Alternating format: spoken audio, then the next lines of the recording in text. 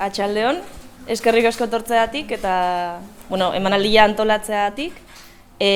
Katiotxak logia elkartetik gatoz, Hernaniko kultur elkarte bat da, Ataunode trilogiaren azken atala aurkeztea, Naparde filmea. Guretzako gore bada hemen egotea, zatik trilogia guztia hemen proiektatu da, edo lehenengo pelikula eta pelikula hori hemen proiektatu zen, leku gutxitan proiektatu zen egia zen, eta hau izan zen lekutariko bat. Eta bigarrena ere bai, eta bintzat hirugarren honekin hemen ere zikloa izten dugu eta aurkezten dugu hirugarrena. Eta azken honetan, Naparde zen, berriz ere bando gerra eukiko dugu, orain ezker abertzalea eta karlisten artean. Bai. Eta, ezakit, pixkat azkenean auzolanean egin dugu, segurazki hemen ezaguna da gau egiteko bat, hemen iparregarri grabatu zen, eta horretik beste txipiron eta lako gau zaude, ez hau zute zerban mogi dago. Eta ze zaila da ere bai horrela lan egitea, eta zea beratxa da ere bai horrela lan egitea ere bai, ez?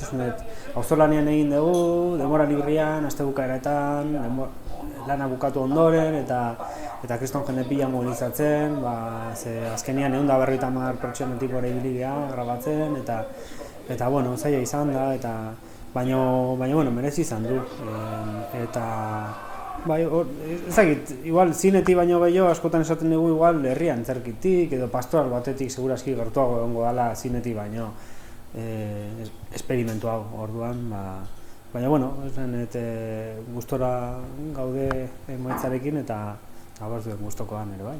Xao bere garaian gerrate karlistetan ibili zan Euskal Herritik zehar eta ibili zan periodista moduan eta hemendikan. Eta suposatzen da egin ziola elkarrizketa bat Zumalakarregi.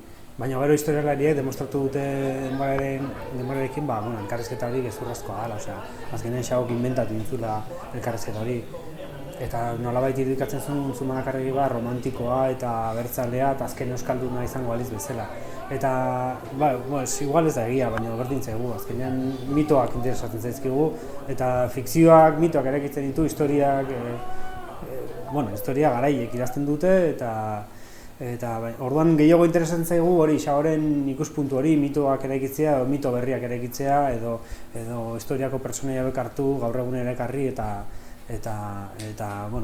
beste irakurketa bat ematea. Nolabait desmitifikatzen zuen Antxo Azkar hori eta orduan, Xaok mitoak eraikitzen ditu eta Marle Gasek deseraikitzen ditu eta orokorrean hau da gustatzen zaiguna pixka bat. Historiako pertsonaiak hartu, berreskuratu eta ez dakit, barniz friki bat eman eta hontan bihurtu.